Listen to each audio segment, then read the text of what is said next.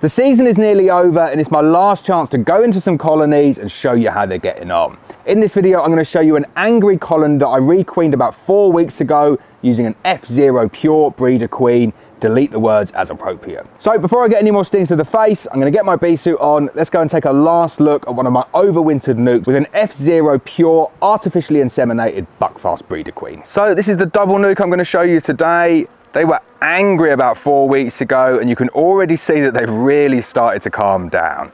At least you will when I get the lid off.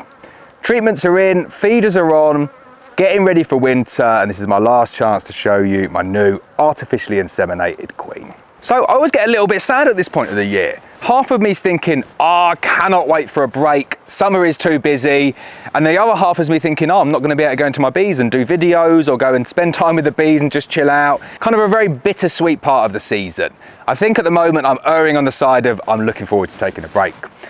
But let's get inside though, show you these bees, show you how they're getting on. Last time I went into these, they battered me, absolutely battered me. Wrong time of the year, weren't being fed, horrible feral genetics. Now they're going to have the very best genetics in them. We'll be able to take F1 daughters off these breeder queens, and I have bought so many this year that we're guaranteed to get a lot of them through the winter. So as always, clean hands, clean hive tool. Let's check out, see how the bees are getting on. So what I really like about configuring on a 6/6 configuration is just how predictable it is.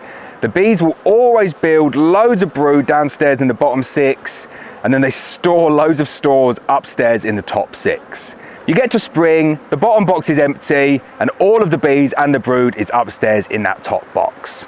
I'll pull out some frames now and show you just how predictable they are. So, a couple of things. First one is they're not flying out and battering me. Thanks very much. Definitely doing the job. It's only 4 weeks though since I put that queen in, so I'm not expecting dramatic transformation. In fact, I'm only expecting to see the very first few of those nurse bees coming through. Second thing is it's nice to see bees so high up there, means that they're storing honey up there, means that they're preparing well for what is in North Wales a very, very long winter.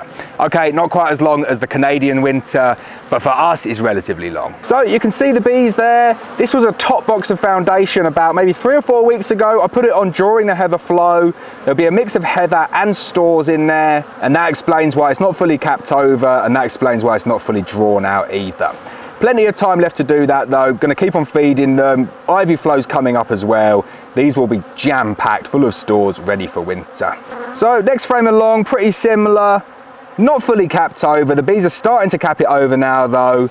Got the syrup coming in, and it's nice to see that the bees are calming down now they're taking on a feed. Same on this side here, and you can really feel the weight in this frame. This is the business end though, and this is what I want to show you today.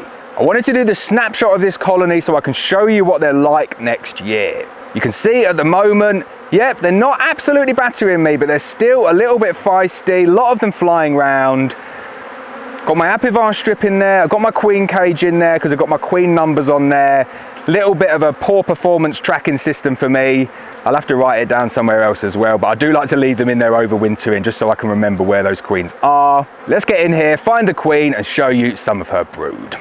So outside frames of the bottom box, lots of cap stores. This is really good. I've been through and I've counted up about 3 or 4 full-size frames of brood over about 5 frames. This time of year, they are condensing that brood down, and it's always a fine balance between leaving enough space, waiting for the late ivy flow, and leaving enough space for the bees to actually create their new winter brood. Invert sugar syrup in a poly hive, you can top them up late, so I always err on the side of caution. So what's really strange with this queen in here is she loves hugging the wall. See if you can spot the queen in there. She's right down there at the bottom. She's got a little yellow disc on her. There we go, nice little shot of her there. Oh, she's always on the bottom, she's always on the floor. She is never ever on the frames. I'm not going to mess around with her, I'm not going to try and get her out, but how annoying is that? She just runs around the floor, she's doing the business, she's laying eggs, but she's never ever on the frames. Right, so I just want to do this as a little snapshot as to what this colony is like, middle of September 2022. We're hopefully going to get this queen through the winter, and I will show you what this colony is like in April 2023. The difference is going to be astounding. So before I close it all back up, I'll pull out a couple of frames of brood, just show you the small patches of brood that are on here, show you that queen's laying a really nice pattern, and then we'll close them up for the 2022 season. Cross our fingers that all goes well in 2023. So on that frame there, we've got some really nice uncapped brood. You can see pearly white, segmented, good looking larva, nice healthy pattern. And then on the other side of the frame, you can see they're starting to cap that over. Only 4 weeks since that queen went in, so this is the first round of brood. Takes them a good few days to get laying again, and then you can see now that they're starting to cap everything over. And then slightly better pattern on this frame here, nice ring of stores, little bit of pollen as well. I cannot wait to see what this queen does in 2023.